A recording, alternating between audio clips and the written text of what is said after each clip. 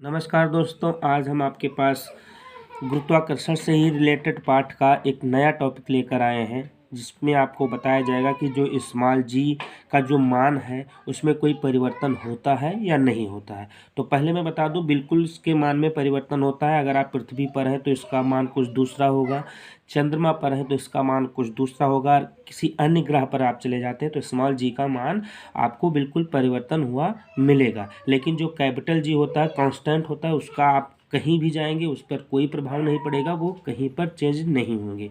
तो आज हम बात करते हैं कि जी के मान में क्या परिवर्तन होता है और किस कंडीशन में उसमें परिवर्तन होता है। तो वीडियो स्टार्ट करते हैं। यदि आप हमारे चैनल पर नए हैं तो हमारे चैनल को सब्सक्राइब कर लें, जिससे आपको अच्छी अच्छी वीडियो मिलती रहे।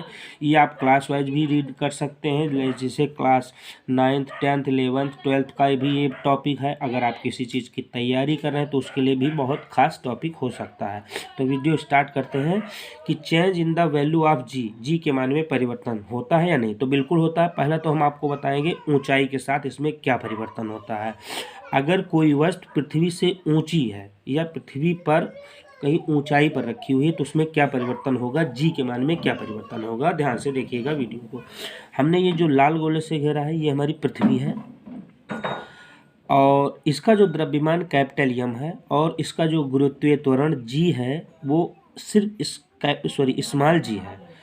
और उसके कुछ ऊंचाई पर एक छोटा सा पिंड रखा हुआ है जिसका द्रव्यमान स्मॉल एम और जिसका गुरुत्वीय त्वरण जी डैश है। और पृथ्वी से लेकर पृथ्वी के सतह से उस पिंड की जो ऊंचाई है वो एच है, और पृथ्वी के केंद्र से यहाँ की इसकी जो त्रिज्या है आर है। तो आप ऊंचाई त्रिज्या एक ही चीज़ मानकर आप इसमें पढ़ने की कोशिश करें कि जो ऊंचाई है वही त्रिज्या है, लेकिन इसकी कम है इसकी ज़्यादा है, आप उसको देखने की कोशिश कीजिएगा कि पृथ्वी के केंद्र से सतह तक की दूरी त्रिज्या कहलाती है। और पृथ्वी की सतह से ऊपर जो वस्तु है वहाँ तक की दूरी को त्रिज्या नहीं कह सकते, हम ऊंचाई कह सकते हैं, उसको एच से हम शो करेंगे। तो आप हम इसको क्लियर करा दें कि जो पृथ्वी है उसका द्रव्यमान कैपिटल एम, उसकी जो त्रिज्या है वो आर, उसका जो गुरुत्वीय त्वरण स्मॉल जी है वो जी है, और जो एक पिंड है जो पृथ्वी के ऊपर है उसका जो द्रव्यमान स्मॉल एम और उसका गुरुत्वीय त्वरण जी डैश है, और पृथ्वी की सतह से उस पिंड की या उस वस्तु की ऊंचाई एच है। ये आपका हो जाएगा ग्राफ के अकॉर्डिंग। अब इसको हम सरल करते हैं। यहाँ पर हमने लिखा सतह पर। सतह पर की कोई वस्तु अगर यहाँ पर रखी है तो उसके कंडीशन में आपको अभी हमने बताया कि g equal to g capital g capital M upon are square होता है। हमने इससे पहले जो वीडियो बनाया उसमें हमने आपको बता दिया था, एक ग्राफ भी बताया था, और उस पर एक पिंड रख के हमने आपको दिखा भी दिया था कि सतह पर जो जी का मान होता है वो g equal to capital g capital M upon are square होता है। ये इक्वेशन नंबर 1 हो जाएगा। और ऊंचाई पर क्या होगा या एच ऊंचाई पर क्या होगा उसको आप देखिएगा। अब ये हो गई सतह पर, इसके अकॉर्डिंग तो ये जी हम निकाल देंगे। अब हम इस वाली वस्तु की इस पृथ्वी से तुलना करेंगे एच के हिसाब से। तो जी1 मतलब गुरुत्वीय त्वरण ये भी है, गुरुत्वीय त्वरण ये भी है, या जी डैश मान सकते हैं या जी1 मान सकते हैं। तो जी1 बराबर क्या होगा, कैपिटल जी कैपिटल एम, यहाँ भी कैपिटल जी कैपिटल एम, यहाँ पर अपान यहाँ पर आर स्क्वायर है।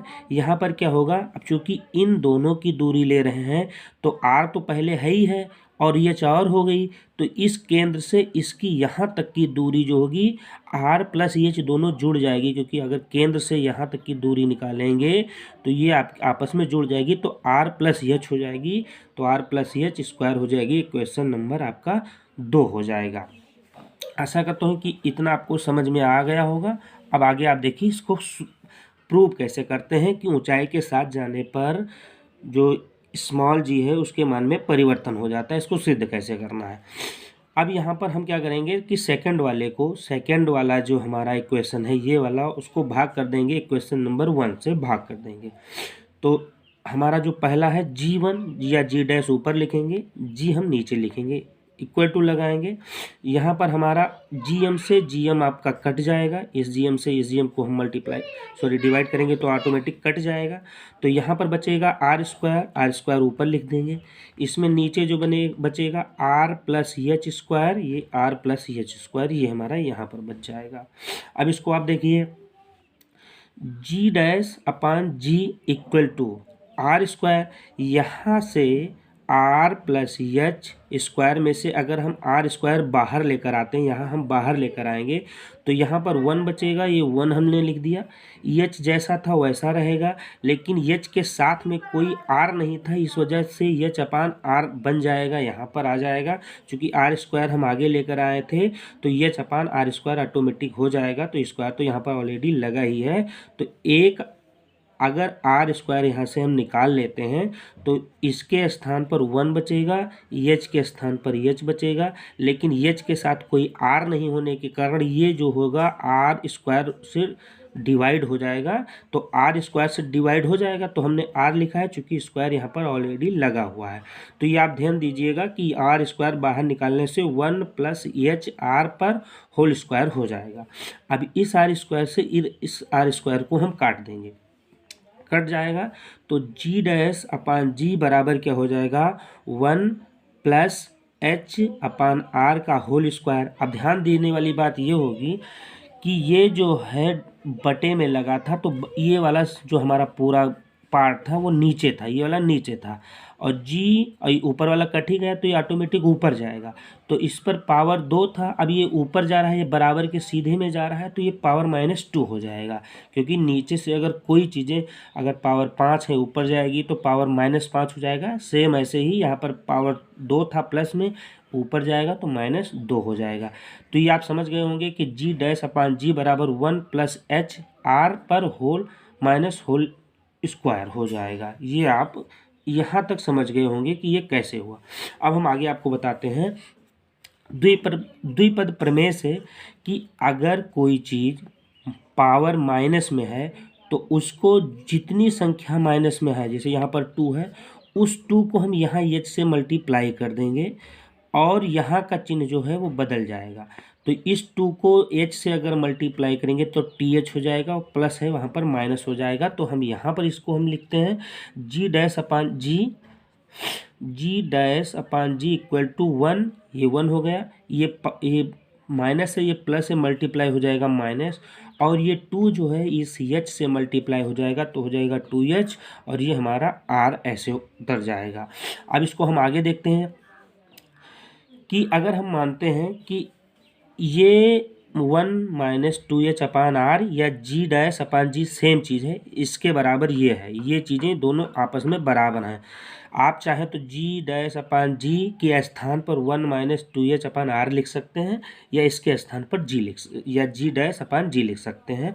तो द्विपद प्रमेय से ही आपको देखना है कि 1 माइनस 2h अपान आर छोटा है 1 से। आप कल्पना करिए कि 1 से ये वाला छोटा है, तो उस कंडीशन में क्या होगा कि जो 1 माइनस 2h अपान आर है वो जी1 माइनस जी डैश अपान जी के बराबर है।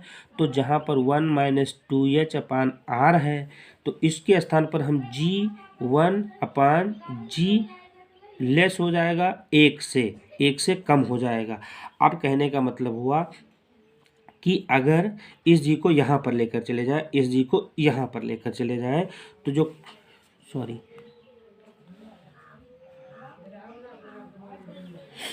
अब हम बताएंगे कि जी डैश अपान जी लेस है, कम है 1 से। अब आप इसको सरल करेंगे, इस वाले जी को अगर इसके पास लेकर चले जाएंगे तो जो समीकरण आपका बनेगा वो बनेगा जी1 लेस दैन जी, या आप ये कह सकते हैं कि ये जी डैश हमारा ऊंचाई वाला है। ध्यान से देख लीजिएगा कि ये ऊंचाई वाला है, जो हमने पहले आपको जी1 डैश बताया था या जी डैश बताया था। तो ऊंचाई वाला छोटा होगा या कम होगा किससे, सतह वाले जी से। अतः जी का मान ऊंचाई पर घटता है, ये आप देखो घट रहा है, यहाँ पर जी ये बड़ा है, ये वाला जी छोटा है, अतः जी का मान ऊंचाई पर घटने लगता है। तो आशा करता हूँ कि ये हमारे द्वारा दी गई जानकारी से आप संतुष्ट होंगे, और अन्य ऐसे वीडियो देखना चाहते हैं जिससे आपको लाइफ में या किसी चीज़ की तैयारी कर रहे हैं, आप पढ़ाई कर रहे हैं, तो उसमें आपको फ़ायदा हो, तो आप हमारे चैनल को सब्सक्राइब कर सकते हैं। धन्यवाद।